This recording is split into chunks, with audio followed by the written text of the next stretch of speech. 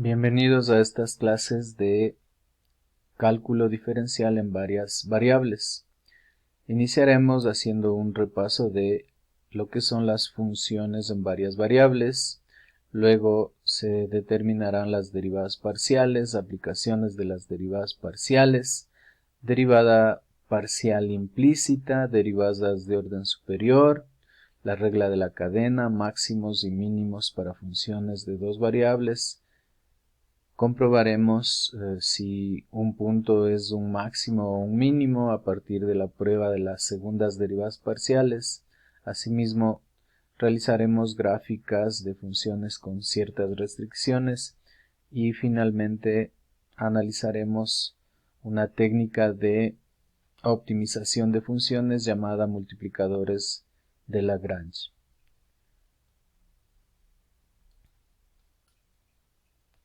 Bien, ¿qué es una función de varias variables? A partir de nosotros entender lo que es una función de una sola variable independiente, por ejemplo, tenemos esta función, la línea de rojo representa la curva de esta función. Esta función es una función de una sola variable independiente.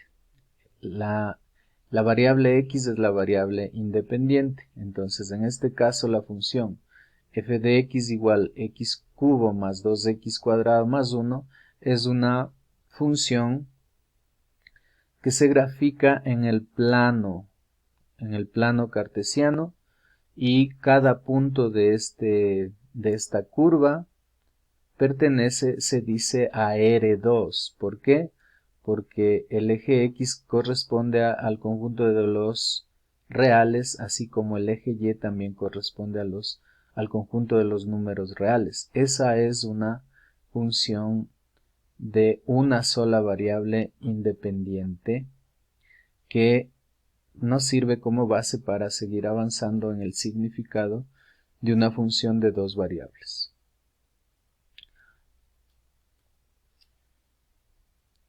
Entonces, una función de dos variables independientes se representa como z igual a f de xy.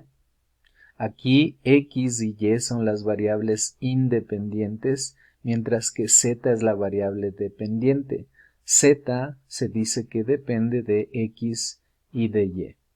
La gráfica de una función de dos variables independientes se la hace en el espacio, debido a que se presentan pues tres ejes de coordenadas. Entonces el eje X, el eje Y el eje Z. Aquí, por ejemplo, tenemos una gráfica de la función z igual a f de xy igual x cubo más x cuadrado más y cubo menos 2y cuadrado. La representación gráfica de funciones de dos variables independientes son complicadas, la mayoría, dependiendo de la complejidad. Se pueden graficar a mano, pero una gran mayoría de funciones son complejas, entonces requiere el uso de programas computacionales para graficarlas.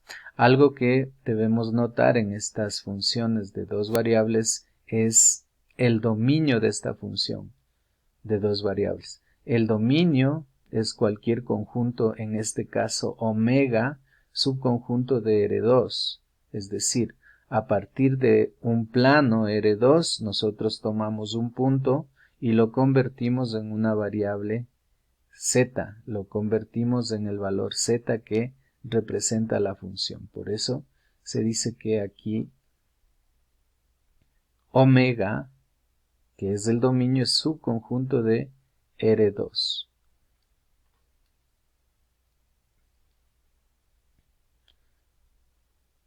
Se pueden realizar algunas operaciones con estas funciones de dos variables o dos o tres variables independientes. Así, por ejemplo, tenemos aquí determine los valores funcionales indicados para las funciones dadas. Tenemos una función, en este caso de dos variables, f de x igual 4x menos y cuadrado más 3 y se me pide evaluar f de 1, 2. F de 1, 2 va a ser un número que al reemplazar en la función los valores 1 y 2, evaluar la función con esos valores me permiten determinar el valor funcional de esta función. En este caso, si tenemos f de xy igual 4x menos y cuadrado más 3, reemplazamos el valor de x y el valor de y, respectivamente. Al realizar las operaciones tenemos que el valor de la función evaluada en 1, 2 es 3.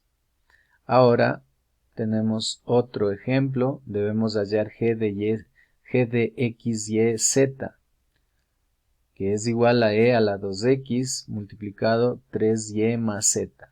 Debemos evaluar en el punto 0, 3, menos 1. Entonces el 0 corresponde a x, 3 corresponde a y, menos 1 corresponde a z. G de 0, 3, menos 1 resulta, evaluando en cada valor, reemplazando x y y, se obtiene 8. Este valor sería un valor W, porque ya z ya está ocupado como una variable independiente, entonces el valor sería W igual 8, o simplemente g de 0, 3 menos 1 sería 8. Como se dijo, una función de dos variables independientes es graficable en el espacio de 3 dimensiones.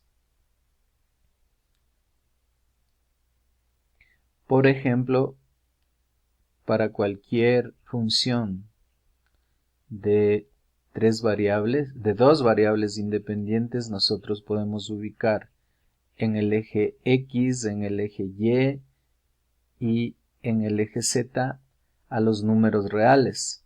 Y como se vio en la presentación anterior, en la diapositiva anterior, a partir de un conjunto de valores llamados omega, que pertenecen a R2, es decir, omega es un conjunto de puntos, en este caso le voy a poner en general XY. Entonces XY pertenece a R2. Cualquier valor de esta sección que estoy marcando, eso sería el dominio de la función. A partir de cualquier punto en el dominio, yo ubico algún punto o valor z dependiendo de los valores de x, y.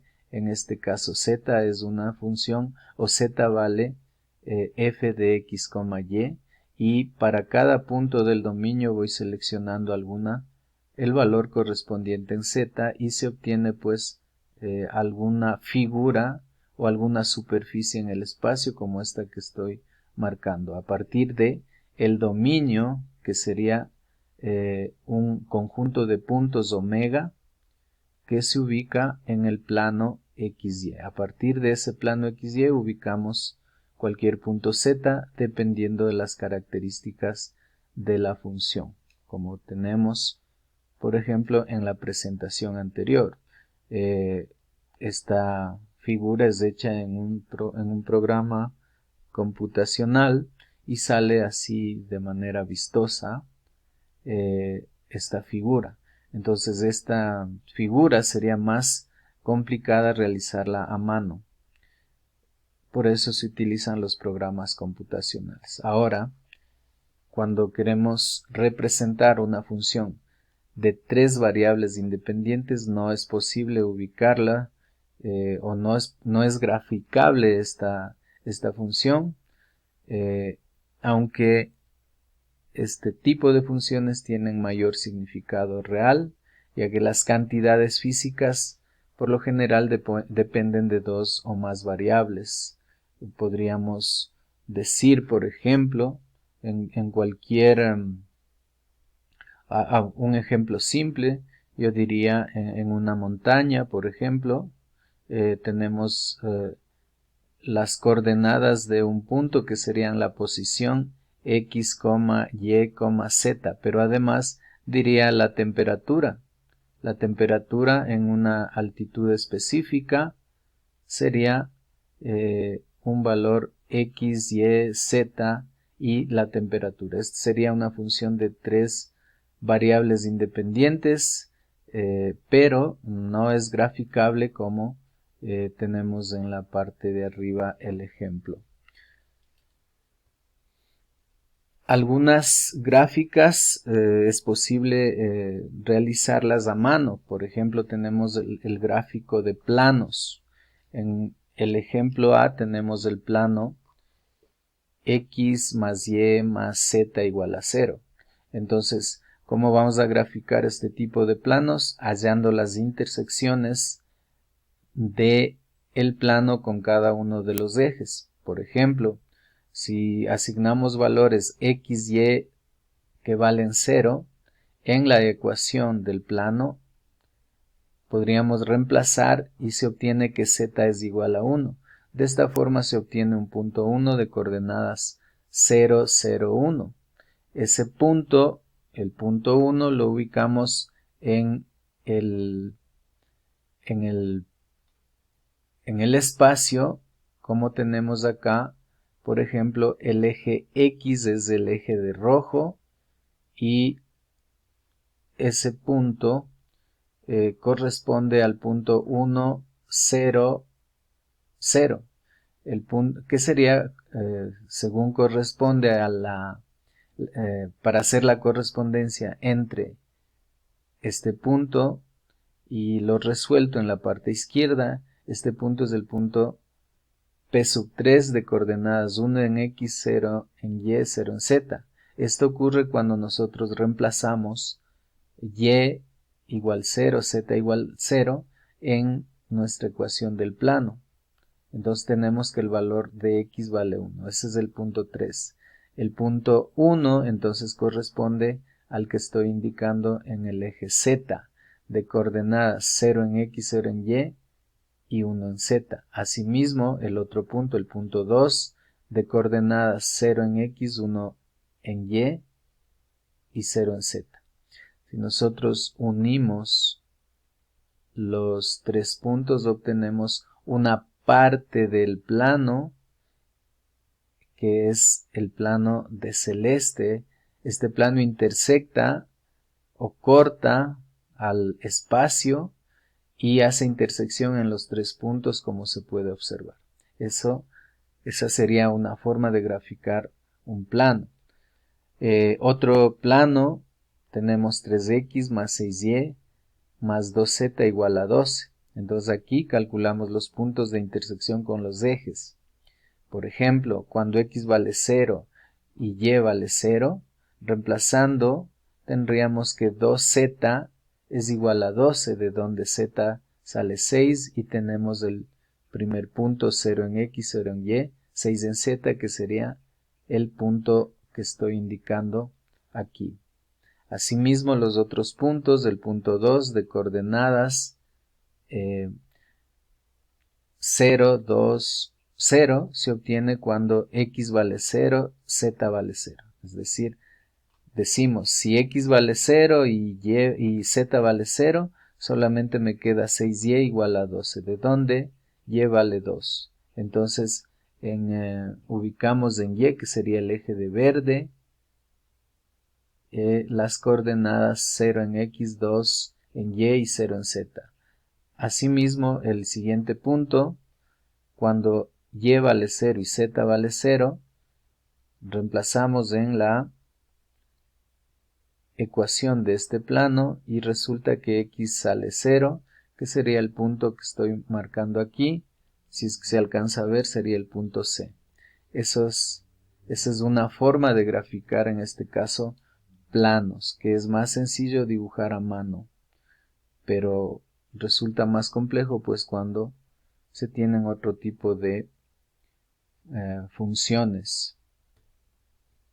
Aquí, por ejemplo, tenemos estas dos figuras realizadas en GeoGebra. Z igual a 4 menos x cuadrado. Se observa claramente que la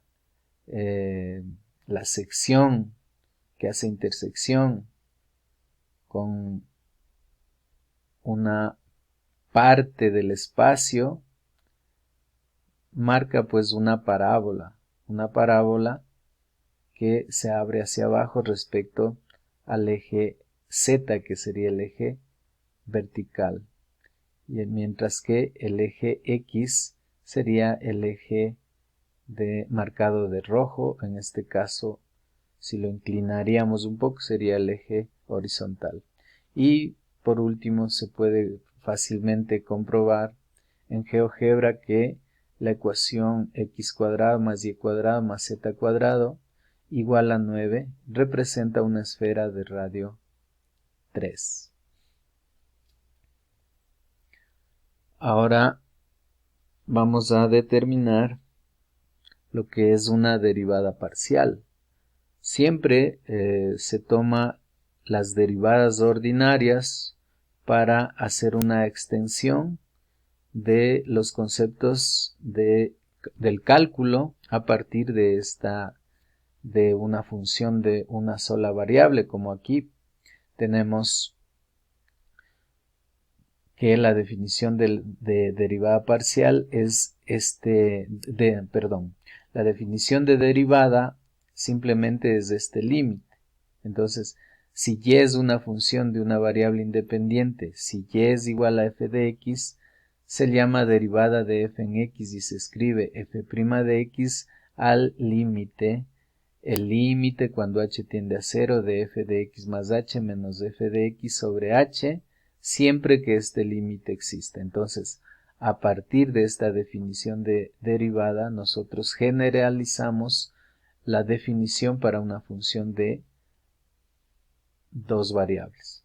Aquí, como se analiza o como se define la derivada es un cambio a partir de x.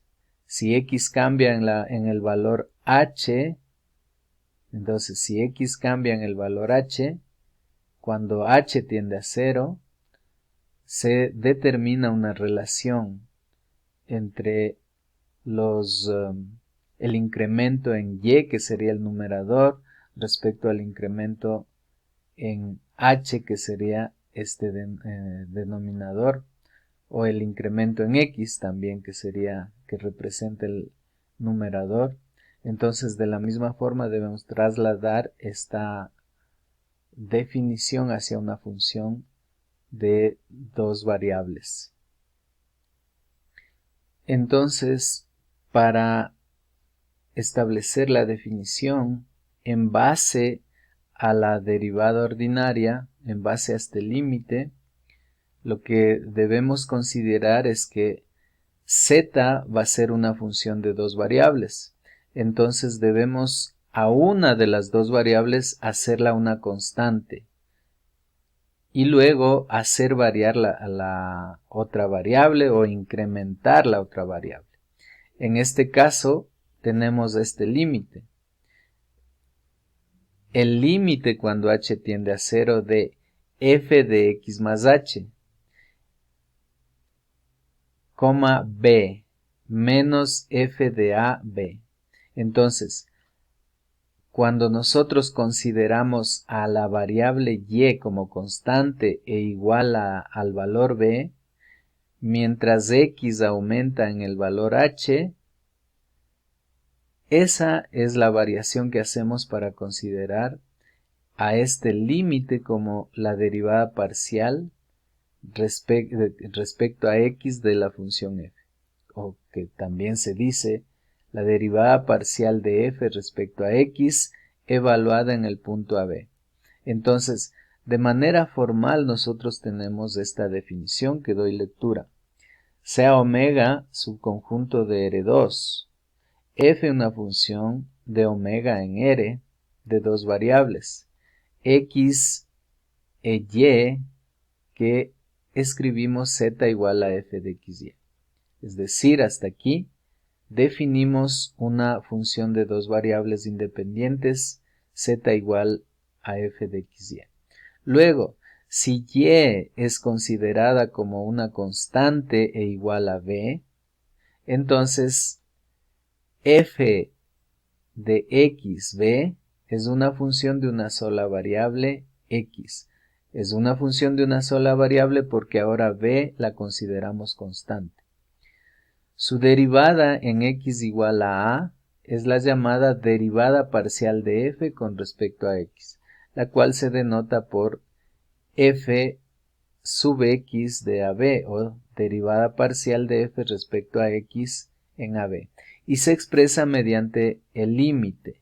Límite cuando h tiende a 0 de f de x más h, b menos f de AB sobre h. Si es que este límite existe, entonces esto es la derivada parcial de f respecto a x. Cabe aquí entonces una interpretación geométrica de la derivada. Como sabemos, a partir nosotros de una función cualquiera, por ejemplo, nosotros tenemos el eje x y el eje y. Si tenemos o trazamos una función f, cuando tenemos un valor x, vamos a encontrar el punto correspondiente f de x y por lo tanto el punto p de coordenadas x f de x. Si x aumenta un valor, digamos un valor, directamente le voy a poner h. X más h sería la siguiente posición y por lo tanto acá tenemos f de x más h. Entonces este es el punto Q. El problema o la interpretación de la derivada parcial es que no. La interpretación de la derivada ordinaria es que la derivada es la pendiente de la recta tangente en el punto P. Esa es f' de x, es la pendiente de la recta tangente. Entonces, ¿cuándo se consigue esa pendiente de la recta tangente? Mediante un proceso de límite. Cuando nosotros ubicamos una recta que une P con Q, tendríamos una pendiente que une P con Q. Y esta pendiente no es más que la relación o el incremento en Y sobre el incremento en X.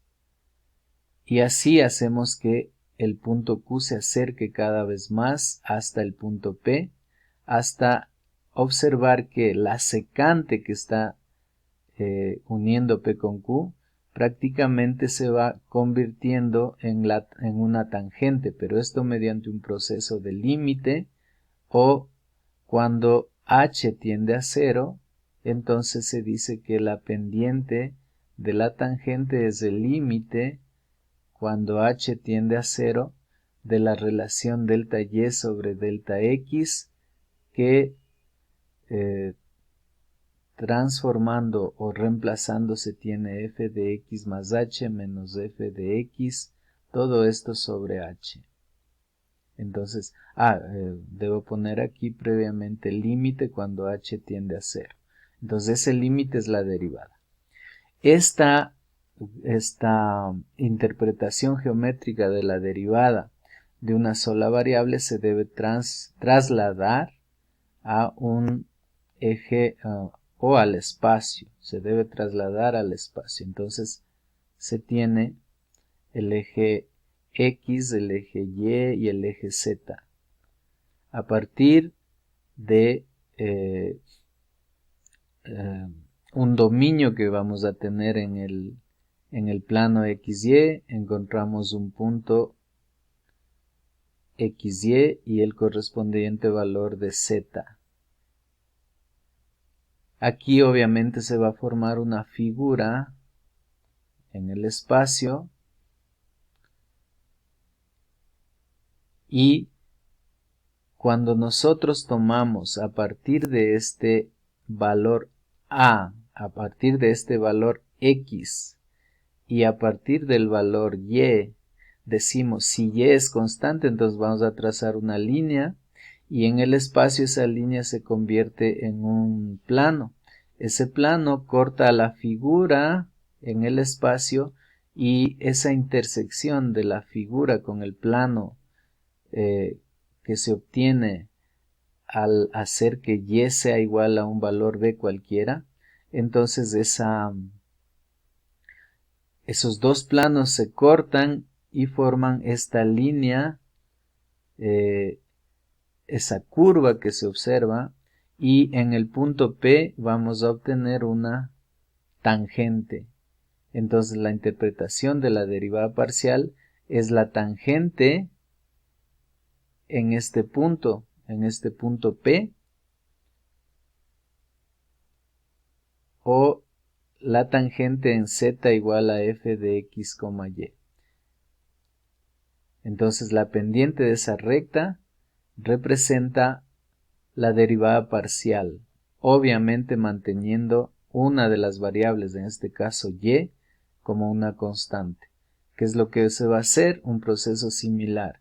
Se hace que x varíe una cantidad h, en ese caso hacemos el traslado y nuevamente vamos a tener algo similar a la construcción de arriba con, bueno, voy a ampliar ese rectángulo en donde voy a tener aquí h y acá delta z, y de la misma forma se va interpretando pues esta derivada parcial con este límite.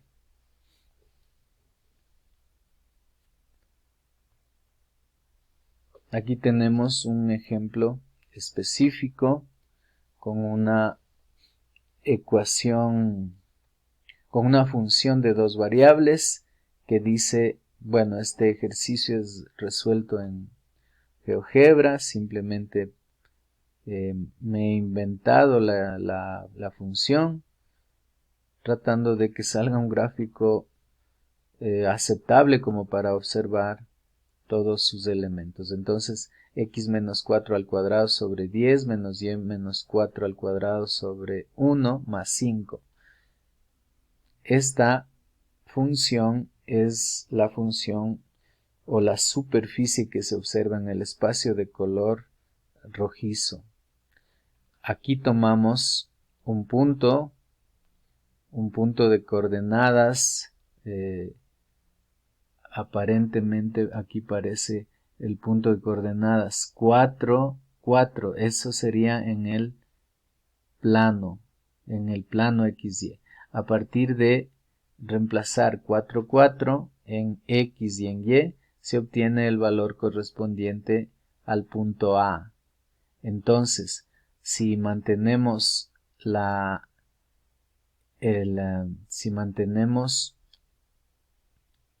constante el valor y igual 4, entonces se forma este plano que corta, el plano de celeste que corta a nuestra superficie, y al cortar se forma esta especie de parábola, pero que se ubica en el espacio obviamente. Entonces en esta parábola, en el punto A, pasa una sola tangente, y esa tangente tiene pendiente la derivada de z o la derivada de f respecto a x. Esa es la interpretación geométrica de esta derivada parcial. Al contrario, si es que hacemos que x sea una constante, x tome un valor constante, en cambio vamos a tener un plano que corte y forme otra parábola. Entonces esa será la pendiente de la recta tangente en el punto A, obviamente con la derivada parcial de z respecto a y. Bien, se ha hablado de derivadas, el significado de la derivada parcial en x. Ahora vamos a establecer en forma similar que la derivada parcial de la función f respecto a y en el punto de coordenadas AB será el límite cuando h tiende a 0 de f de a, b más h, menos f de ab. Aquí, ahora, el valor que corresponde a y va a variar una cantidad h, y mientras que el valor que corresponde a x se mantiene en a como una constante. Entonces este límite es la derivada parcial de la función f respecto a y en el punto AB. Esas son las definiciones de derivadas parciales. ¿Cómo se obtiene derivadas parciales? Mediante este límite, manteniendo una de las variables constantes y derivando respecto a la otra variable, que es la técnica que vamos a aprender más adelante, el hecho de cómo calcular derivadas parciales. Las definiciones anteriores implicaban el cálculo de derivadas parciales, pero en un punto de coordenadas AB. En forma general, para una función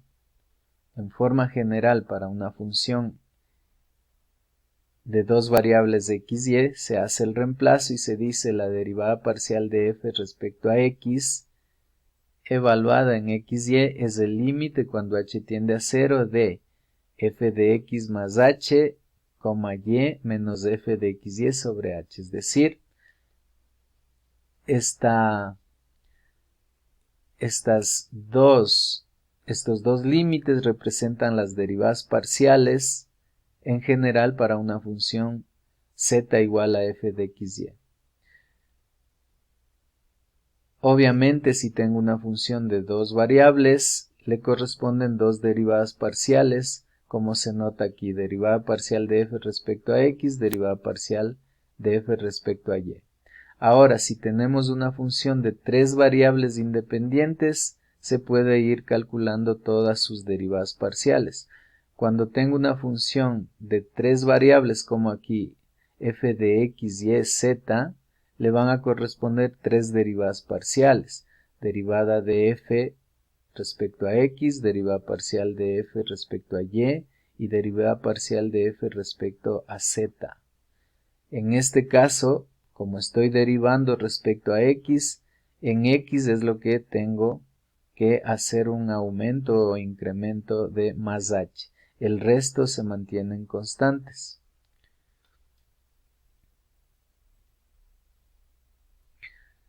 ¿Cuáles son las notaciones de las derivadas parciales? Si z es igual a f de xy, escribimos la derivada parcial de f respecto a x de xy, o también escribimos como f sub x simplemente, o decimos mediante este símbolo decimos que es una d de derivada, letra griega, decimos derivada parcial de f respecto a x. Asimismo, podemos escribir derivada parcial de f de xy respecto a x o simplemente derivada de z respecto a x. Lo mismo para la derivada parcial de f respecto a y. Reglas para calcular derivadas parciales. Si z es una función de dos variables x y y, para hallar la derivada parcial de f respecto a x se considera a y como constante, luego se deriva con respecto a x. Asimismo, para hallar la derivada parcial de f respecto a y, x es considerada una constante y se deriva respecto a y.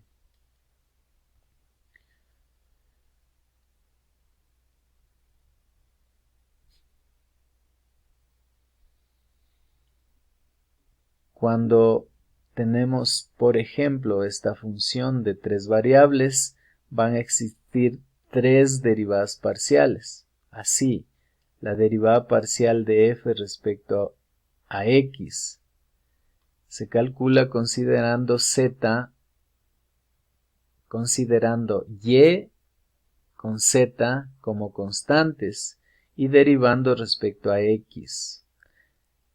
La derivada parcial de f respecto a y se calcula considerando x y z como constantes y se deriva respecto a y.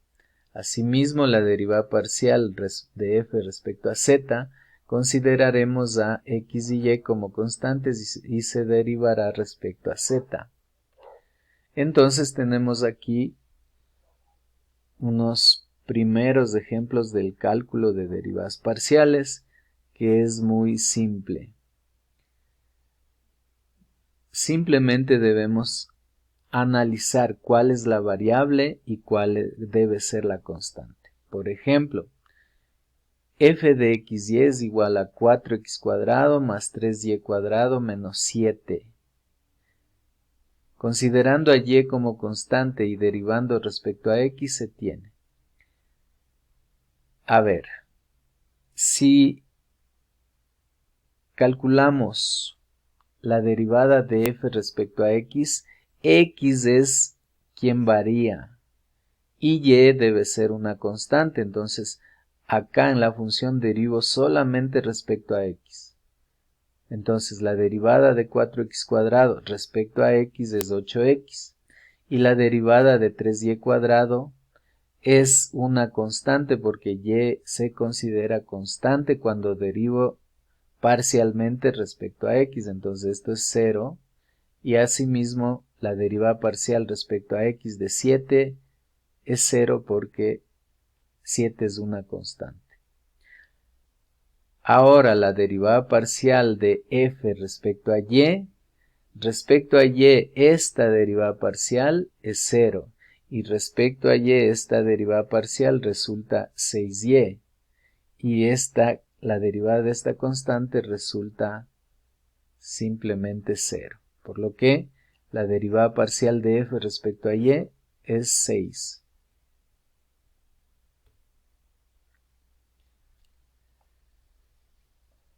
Tenemos literal b. Tenemos una función de tres variables independientes, 2x cubo y cuadrado más 2x y cubo más 4z cuadrado. Entonces, a esta función g le corresponden tres derivadas parciales porque tengo tres variables independientes. La derivada parcial de g respecto a x, solamente respecto a x, el primer término, sería 6x cuadrado. Y como y es una constante, la conservo. Entonces, la derivada del primer término respecto a x es 6x cuadrado y cuadrado. Respecto nuevamente a x, la derivada aquí es solo respecto a x, la derivada es 1 y todo lo demás es constante, por lo tanto la derivada es 2y cubo. Por último, respecto a x, aquí no tenemos un valor z, no, aquí no tenemos un valor x, entonces esta es una constante o se considera una constante, por lo tanto esta derivada es 0. Por último, la derivada de g respecto a x es 6x cuadrado y cuadrado más 2y cubo. Ahora la derivada parcial de g respecto a y. Respecto a y, solamente en el primer término, la derivada es 2y, multiplicado por la constante que es 2x cubo, entonces quedaría 4x cubo y. Nuevamente ahora respecto a y, 2x se mantiene constante y derivo y cubo, esto sería 3y cuadrado. Con el 2 multiplicando me da 6xy cuadrado. Y por último, respecto a y, esta derivada es 0 porque z se considera constante cuando derivo respecto a y. Por último, la derivada de g respecto a z. Solamente observo que z está en el tercer término. Entonces, la derivada del primer término respecto a z es 0 porque todo se considera una constante. Asimismo, el segundo término no existe z, entonces la derivada respecto a z es 0. y la derivada de 4z cuadrado es 8z, que es la derivada parcial de g respecto a x.